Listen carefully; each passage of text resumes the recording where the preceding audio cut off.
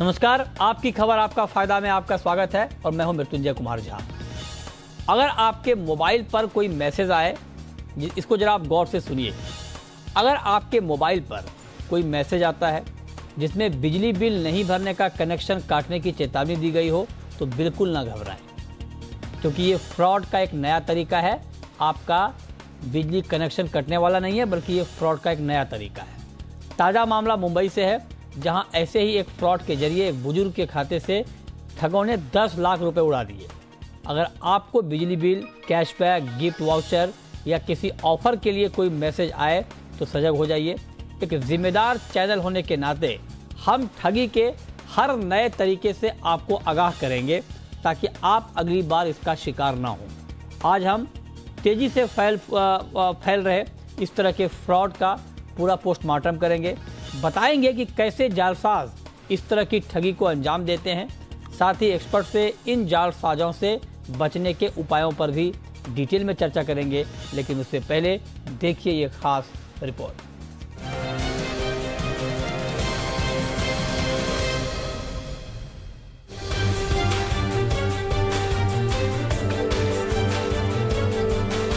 देश भर में साइबर ठगी का धंधा जोरों पर है। जैसे ही हम ठगी के किसी नए तरीके को समझने की कोशिश करते हैं, जालसाज फ्रॉड का कोई नया तरीका ढूंढ लेते हैं। खासकर बिजली बिल, कैशबैक, शॉपिंग ऑफर के नाम पर धड़ल्ले से फ्रॉड हो रहा है। महाराष्ट्र, दिल्ली, यूपी, राजस्थान और उत्तराखंड जैसे राज्यों में ऐसे मामले ज्यादा आ रहे हैं। ताजा मामला मुंबई से है, जहां ठगों ने बिजली बिल जमा नहीं होने के नाम पर 76 साल के एक बुजुर्ग के खाते से करीब 10 लाख रुपए उड़ा दिए। इसी तरह डिजिटल ठग मोबाइल पर मैसेज भेजकर आपको प्रलोभन देते हैं और आपके फंसते ही आपको चूना लगा देते हैं। जी बिजनेस आपको सजग करता है कि बिजली के बिल, कैशबैक, गिफ्ट वाउचर या किसी तरह का ऑफर आए तो इसके प्रलोभन में कतई न फंसें। सबसे पहले हम बिजली बिल के नाम पर फ्रॉड करने वाले इन डिजिटल ठगों की पूरी पोल खोलेंगे। जब जी बिजनेस ने मामले की पूरी जांच पड़ताल की तो पता चला कि जालसाज पहले अपने शिकार को मोबाइल पर एक मैसेज भेजते हैं जिसमें लिखा होता है कि पिछले महीने का बिल अपडेट नहीं होने के चलते आपका बिजली कनेक्शन आज रात को काट दिया जाएगा। साथ ही मैसेज में एक नंबर होता है और उस पर इस संबंध में फोन करने के लिए कहा जाता है। मैसेज के मुताबिक ये नंबर बिजली विभाग का होता है। फोन करने पर जालसाज अपने शिकार को लिंक भेजकर एक ऐप डाउनलोड करने के लिए कहता है। साथ ही 10 रुपए का ट्रांजैक्शन करने के लिए कहता है। ट्रांजैक्शन होते ही मोबाइल का एक्सेस ठग के हाथ में आ जाता है और फिर खाते में पड़े पैसे साफ हो जाते हैं। कुछ ऐसी ही जालसाजी का हथकंडा ठग कैशबैक, गिफ्ट वाउचर या किसी दूसरे आकर्षक ऑफर के नाम पर अपनाते हैं। आपको लगता है कि किसी स्कीम में आपका नाम सेलेक्ट हुआ है या किसी खास ऑफर के लिए आप चुनाव करने के लिए होते हैं। ठग का मकसद आपको ऑफर देना नहीं, बल्कि आपके फोन की क्लोनिंग करना होता है। आप जैसे ही ऑफर पाने के लिए मोबाइल लिंक पर क्लिक करते हैं, आपकी मोबाइल की सभी जानकारियां ठग के हाथ में चली जाती हैं। ठग आपके खाते का यूजर नेम और पासवर्ड जान लेता है और फिर आपका खाता पल भर में साफ हो जाता है। भले ही फ्रॉड के ये मामले महानगरों या किसी दूसरे शहर में हो रहे हों, लेकिन आमतौर पर इसके तार ओडिशा या झारखंड जैसे राज्यों के रिमोट इलाकों से जुड़े होते हैं। ऐसे में जी बिजनेस आपको आगाह करता है कि ऐसे किसी संदेह वाले मैसेज को इग्नोर करें, लालच में न फंसें, दिमाग से काम लें। फ्री में आजकल कोई भी चीज नहीं मिलती, ये दिमाग में बैठा लें, वरना आपकी नासमझी से आपके खाते में पड़े पैसे पर जालसाज कब डाका डाल देंगे आपको पता भी नहीं चलेगा। ब्यूरो रिपोर्ट, जी मीडिया। तो इस रिपोर्ट के जरिए हमने आपको बताने की कोशिश की कि किस तरह से इस तरह के फ्रॉड को अंजाम दिया जाता है। और आज की चर्चा में हमारे साथ 3 खास मेहमान जुड़ रहे हैं। हमारे साथ हैं संजय कौशिक साहब, जो कि साइबर सिक्योरिटी एक्सपर्ट हैं। हमारे साथ विराग गुप्ता हैं, साइबर लॉ एक्सपर्ट, और साथ ही सचिन डेडिया हैं, एथिकल हैकर। आप तीनों का बहुत बहुत स्वागत है। आप सोचिए कि जो अभी हमने रिपोर्ट दिखाई, अभी तो ठीक है कि मानसून का सीजन है और बहुत सारे इलाकों में बारिश हो रही है। अगर मई जून की तपती गर्मी में इस तरह का मैसेज आ जाए आपके पास कि आज आप रात में आपका बिजली कट जाएगा और या 2 घंटे बाद बिजली कटने वाला है, तो आपको कैसा लगेगा। और उसी पैनिक में लोग क्या करते हैं कि पेमेंट करते हैं, और जब पेमेंट करने जाते हैं तो इस तरह के फ्रॉड का शिकार होते हैं। खैर संजय जी, अब मेरा पहला सवाल आपसे ये होगा सर कि अब इस तरह के मैसेज की बाढ़ आ गई है, और ऐसे में जब आप काम के दौरान काम में बिजी होते हैं, इस तरह का कोई मैसेज हो जाए तो उस मैसेज को देखना, पढ़ना और फिर ये समझना कि ये सही मैसेज है या गलत मैसेज है, बड़ा मुश्किल काम होता है सर। आप एक्सपर्ट हैं, आप जरा हमें ये बताएं कि इस तरह के मैसेज को कैसे पहचानें कि ये मैसेज फ्रॉड वाला मैसेज है या फिर ये मैसेज सही मैसेज है। देखिए, इसमें सबसे पहले ये जानना जरूरी है कि इसको हम जो बोला जाता है, इसको फिशिंग बोला जाता है। जैसे आप फिशिंग में नेट में दाना लगा के और समुद्र के अंदर डाल देते हैं और जो भी मछली उसको खाने की कोशिश करती है वो उसमें फंस जाती है। तो सेम चीज इसको इसीलिए फिशिंग बोलते हैं कि वो हजारों मैसेज ऐसे भेजते हैं जिसमें जो भी एक आदमी उस मैसेज के अंदर फंस गया, हजारों लाखों मैसेज में से कुछ ही परसेंटेज लोग होंगे जिन्होंने बिजली का बिल नहीं भरा होगा। अगर आपके पास मैसेज आता है, जैसे पिछले हफ्ते की बात है, मेरे डैड का फोन आया, 76, उनका फोन आया मेरे को बैंक से कि यार मेरे को एक बैंक का मैसेज आया है लेकिन इस बैंक में तो मेरा अकाउंट ही नहीं है। मैंने कहा अगर आपका अकाउंट नहीं है तो इसको आप इग्नोर कर दो, आपको कुछ नहीं करना।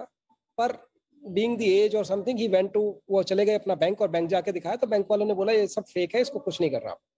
तो ये फिशिंग है। ऐसे कोई भी मैसेज आते हैं तो इनको इग्नोर कीजिए। अगर आपको लगता है कि आप उन 1 या 2% लोगों में से हैं जिन्होंने बिल नहीं भरा है गलती से, तो आप सबसे पहले बिजली की वेबसाइट पे जाइए, वहां जाके देखिए और उसको डायरेक्ट आप लॉगिन कीजिए। किसी भी ऐसे नंबर के थ्रू आए मैसेज को कभी क्लिक करके डायरेक्ट पेमेंट करने की कोशिश नहीं की जानी चाहिए, क्योंकि हमारी जो अवेयरनेस है वही हमें बचा सकती है इन साइबर ठगों से या साइबर जालसाजों से। अब अगर किसी भी लिंक को आपने, कोई ऐसा मोबाइल पे आपके मैसेज आया और आपने पेमेंट करने की कोशिश की, तो 99.9% चांस है कि आप ठगी का शिकार हो जाएंगे और आपके अकाउंट में जितने भी पैसे हैं वो सब निकल जाएंगे और आप किसी ना किसी ठगी का शिकार होंगे। तो फिशिंग से बचने के लिए आप डायरेक्ट वेबसाइट पे जाइए, आप गूगल पे जाइए या किसी और तरीके से आपके पास बिल आता है, बिल पे जाके वो जब बिल आता है तो बिल पे आपको एक लिंक दिया जाता है, बिल पे वेबसाइट का एड्रेस होता है, डायरेक्ट उसी पे जाके उसको क्लिक कीजिए। कभी भी ऐसे मैसेजेस को क्लिक करके पेमेंट नहीं करनी चाहिए। ठीक है, मान लीजिए ये तो ठीक है कि मतलब कोई आप ये कह रहे हैं और just before I and, just one more thing कि आरबीआई और गवर्नमेंट बार बार ये कहती है आप कभी भी किसी को अपना ओटीपी ना, तो वो बहुत बड़ी चीज है। किसी भी हालात में किसी भी चीज की वजह से आपको कभी भी अपना ओटीपी किसी को नहीं देना है। चलिए, ये बात तो हो गई। आप कह रहे हैं कि मैसेज के जरिए पेमेंट मत कीजिए, वेबसाइट पे जाइए और ओटीपी मत बताइए। ये बात तो ठीक है सर। ये डायरेक्ट अगर कोई पेमेंट करने के लिए कहता है तब तो आप जो आप बता रहे हैं, जो आपके बताए रास्ते हैं उसके जरिए बचा जा सकता है। लेकिन कई बार ये होता है कि मान लीजिए ठीक है आपसे पेमेंट करने के लिए नहीं मांग रहा है, लेकिन कोई मैसेज आ गया और वो मैसेज आपको जेन्युइन दिख रहा है, क्योंकि बैंक से भी तो कई बार मैसेज तो आते ही हैं जेन्युइन मैसेज, और वहां पे अगर आपसे पेमेंट नहीं भी करने को कह रहा है लेकिन कोई लिंक दे रहा है क्लिक करने के लिए, बैंक से भी अगर कोई आता है, तब क्या करें सर? और क्लिक करें और फिर फोन क्लोन हो जाए? नहीं, देखिए बैंक भी, आरबीआई भी, गवर्नमेंट बार बार सबको यही अवेयरनेस करते हैं कि आप किसी भी ऐसे लिंक को ना क्लिक करें जो कि ऑथेंटिक नहीं है। बैंक से जब भी कोई मैसेज आएगा, बैंक ना तो आपसे कभी ओटीपी मांगता है, ना किसी लिंक को क्लिक करने के लिए कहता है।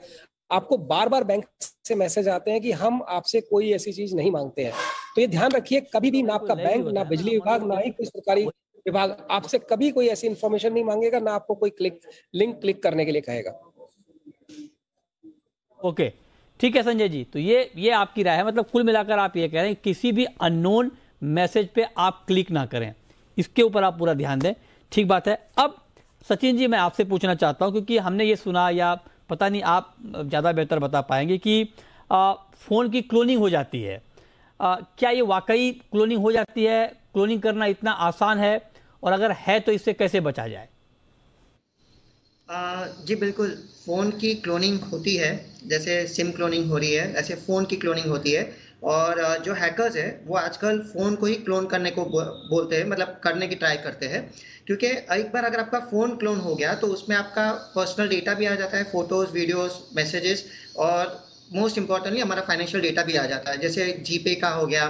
क्योंकि एक चीज़ समझिए कि आज एक ही फ़ोन है जिसके अंदर हम यूज़र नेम भी डालते हैं, पासवर्ड भी डालते हैं, और ओटीपी भी उसी फ़ोन के ऊपर आ रहा है। तो एक सिंगल डिवाइस है जिसके ऊपर हमारा बैंक अकाउंट है, या गूगल पे या पेटीएम है, उसी एक सिंगल डिवाइस के ऊपर हम हमारा यूज़र नेम डाल रहे हैं, हम हमारा पासवर्ड भी डाल रहे हैं, और उसी फ़ोन के ऊपर हमारा ओटीपी आ रहा है।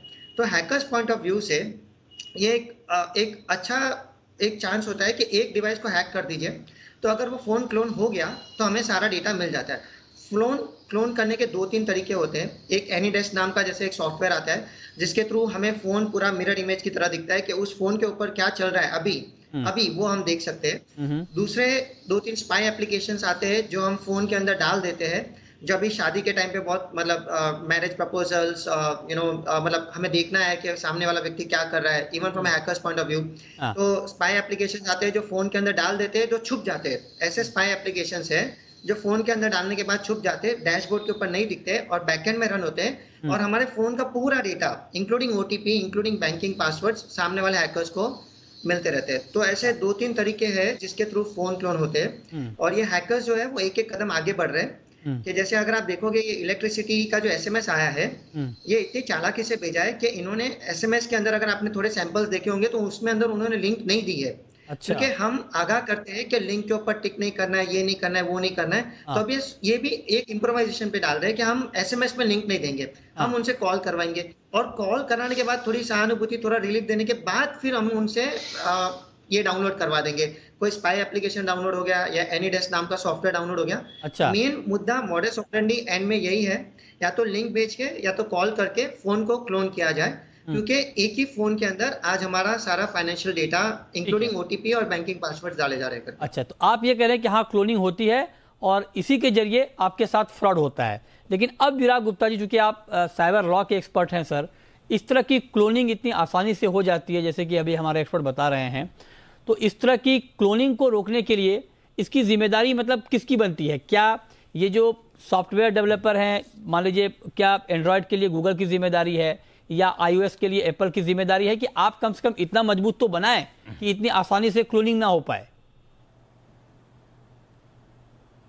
मृत्युंजय जी, आपके जो दर्शक हैं, मैं उनके लिए थोड़ी सी सरल भाषा में पूरी समस्या को 1 मिनट में बताऊंगा कि पहला, ये सिर्फ बिजली के बिलों में नहीं, ये किसी भी बिल में हो सकता है। किसी भी बिल में, बिल्कुल। LPG बिल के नाम पे ऐसा फ्रॉड हो सकता है या फिर ब्रॉडबैंड के कनेक्शन के नाम पे हो सकता है, नंबर 1। नंबर 2, इस पूरे फ्रॉड के 6 कंपोनेंट हैं और उन 6 कंपोनेंट के जो तार हैं वो पूरे देश में जुड़े हैं, जिसको हम कह सकते हैं कि इंडस्ट्री है।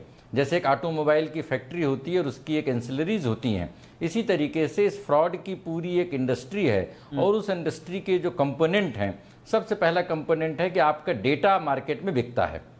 दूसरा जो कंपोनेंट है, ये यहाँ जो डेटा बिकता है, ये बहुत बड़े पैमाने पर समस्या है जहां से पूरी फ्रॉड की शुरुआत होती है। ओके। दूसरी जो समस्या है कि जो सिम कार्ड हैं, वो सिम कार्ड गलत तरीके से मल्टीपल सिम कार्ड इशू हो रहे हैं। तीसरी समस्या है कि छुटपुट जगहों पे, झारखंड, उड़ीसा जैसी जगहों पे एक देसी कॉल सेंटर्स के माध्यम से सारे फ्रॉड हो रहे हैं। चौथी जो समस्या है कि जो एप्पल में या फिर गूगल में ऐसे गैर कानूनी ऐप्स काम कर रहे हैं जिनको कि तुरंत प्रतिबंधित करना चाहिए। अच्छा। पांचवी समस्या है कि आधार इनेबल्ड जो पेमेंट सिस्टम है उसमें आधार के डेटा को क्लोन करके, जिस तरीके से आंध्र प्रदेश और तेलंगाना के पुलिस ने तमाम सारे लोगों को गिरफ्तार किया है, तो बड़े पैमाने पर हो रहा है। और सबसे आखिरी 6वीं समस्या ये है कि जो छोटे छोटे कस्टमर्स होते हैं उनके पास कोई शिकायत का तंत्र नहीं है, क्योंकि राज्यों की पुलिस या साइबर सेल्स इन सारे मसलों पे शिकायत दर्ज कर लेते हैं, लोगों को समाधान नहीं मिलता है। इसलिए ये एक बड़ी, ये छोटी समस्या नहीं है, ये देश की बड़ी समस्या है।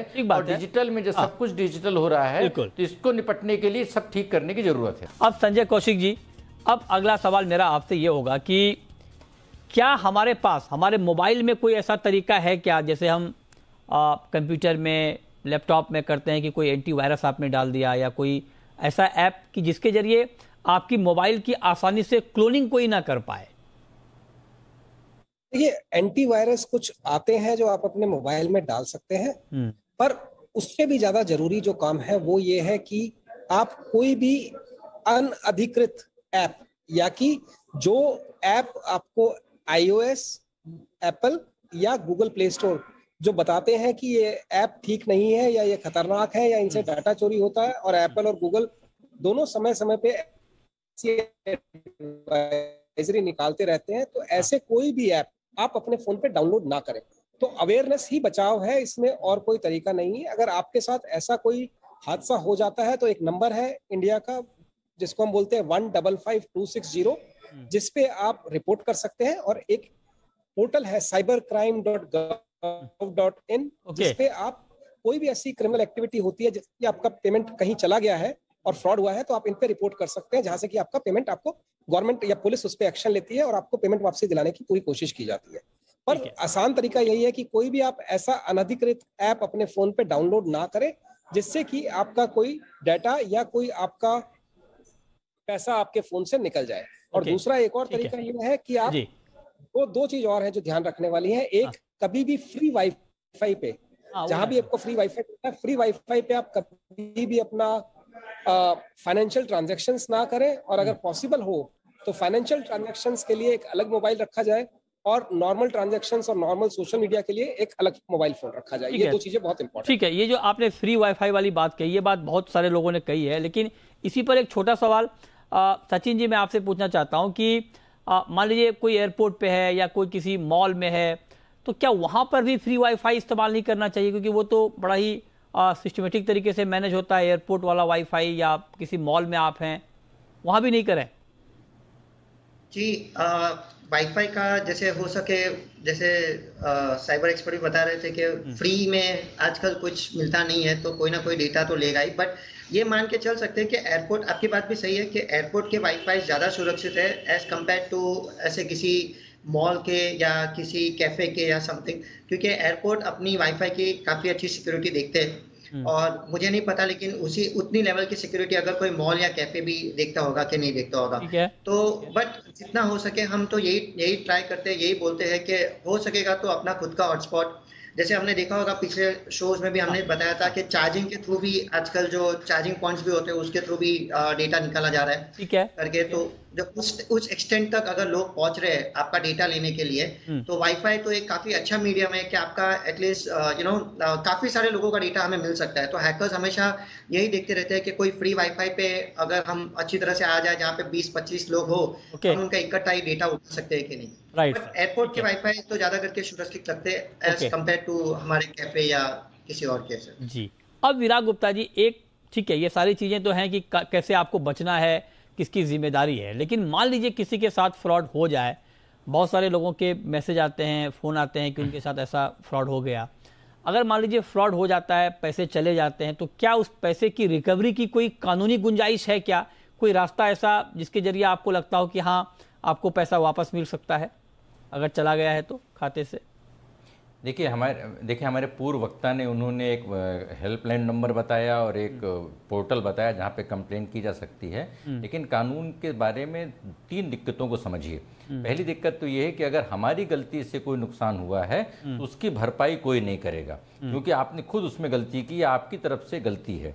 दूसरी कि बहुत बड़े अमाउंट नहीं रहते हैं, इसलिए लोग इसमें लंबी लड़ाई नहीं लड़ पाते हैं। और तीसरी कि जहां से पैसा आपका गया है वो संगठित अपराधी हैं जिनका देश विदेश में कारोबार फैला है, और ऐसे संगठित अपराधियों से निपटने के लिए जो ग्राहक हैं, जो इनोसेंट, जो छोटे मोटे ग्राहक हैं, जो आदमी गलती करके अपने पैसे को लुटा दिया, वो अपने पैसे के लेने की लड़ाई कैसे लड़ पाएगा? इसीलिए राज्य की संकल्पना है, पुलिस की संकल्पना है और मजबूत सरकारों की संकल्पना है कि वो ठगी के इस मल्टीपल जो ऑर्गन्स के गिरोह को नेस्तनाबूद करें, जिससे लोग डिजिटल में लोगों का कॉन्फिडेंस बने। ठीक है, लेकिन सचिन जी एक बात जरा आप बताइए सर कि ठीक है, मान लीजिए आप लोगों ने ये सुझाव दिया है कि आप किसी इस तरह के लिंक पे क्लिक ना करें ताकि आपका फोन क्लोन हो जाए, तो आप जरा बताइए, मान लीजिए कोई अगर गलती से किसी लिंक पे क्लिक कर दिया और बाद में उसको ये एहसास हो कि हाँ उसने गलत किया है और गलत तरीके से ये क्लिक किया है, और तुरंत उसको रेक्टिफाई करना चाहे, तो उसका क्या तरीका है? जी, हो सकेगा तो पहले इंटरनेट ही बंद कर दीजिएगा, क्योंकि ये जितने भी स्पाई एप्लीकेशन है उनकी कनेक्शन होती है नेट के थ्रू, जैसे एनीडेस्क हो गया या स्पाई एप्लीकेशन का जो भी डेटा जा रहा है, मतलब हमने सपोज हड़बड़ाई में, जैसे आप बता रहे कि हड़बड़ाई में या दिन के काम में किसी ने हमें लिंक भेजी, हमने मतलब ऐसे हमारे लिंक पे ऊपर टिक हो गया, फिर हमें रियलाइज हुआ कि ये कुछ गड़बड़ हो रही है। लेकिन लिंक पे टिक होने के बाद भी अगर जब तक कोई एप्लीकेशन डाउनलोड नहीं होता है और उसको इंस्टॉल नहीं किया जाता, तब तक हम सेफ हो। लेकिन अगर भूल चूक से एप्लीकेशन में इंस्टॉल हो गया है, मतलब वहां तक हमारा मतलब कदम बढ़ चुके हैं, तो इमीडिएटली जो पहले काम कर सकते हैं वो हमारा इंटरनेट ऑफ कर देना है।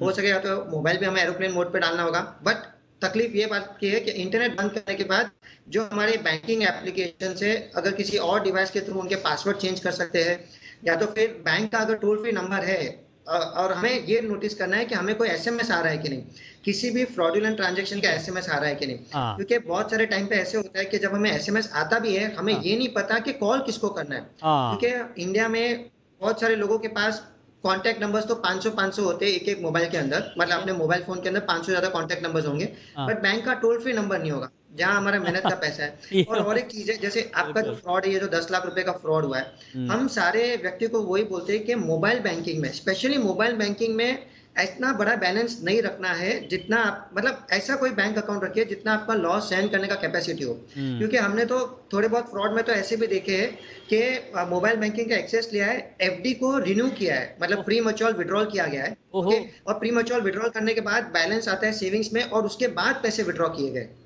मतलब 12-12, 15-15 लाख तक विड्रॉ हुए हैं बैंकिंग फ्रॉड के थ्रू, मतलब मोबाइल बैंकिंग के थ्रू। ये आपने बहुत नई बात बताई सर। सलाह ये भी देते हैं कि ऐसी कोई, बिल्कुल सर, ये आपने बहुत अच्छी बात बताई कि मोबाइल बैंकिंग अगर आप इस्तेमाल करते हैं तो वहां पे आप रकम कम रखें, क्योंकि जो बात आपने बताई वो बहुत चौंकाने वाली है कि एफडी भी मोबाइल बैंकिंग से आपका निकाल लिया गया है 15-15 लाख रुपए। तो ये बहुत ज़्यादा बड़ा लॉस हो सकता है अगर आप उसके जरिए कोई बड़ा ट्रांजेक्शन करते हैं या उसमें ज़्यादा पैसे रखते हैं। आखिरी सवाल संजय जी आपसे ये पूछना चाह रहा हूँ कि मान लीजिए मोबाइल क्लोन होता है, तो एक यूजर को ये कब पता चल जाएगा, या मुझे कब पता चल जाएगा कि मेरा मोबाइल क्लोन हो गया है? ये पता चल पाएगा या हो ही नहीं पाएगा, जब फ्रॉड हो जाएगा तभी पता चल पाएगा? बहुत मुश्किल है एक आम आदमी के लिए ये पता लगाना कि उसका मोबाइल क्लोन हो गया है।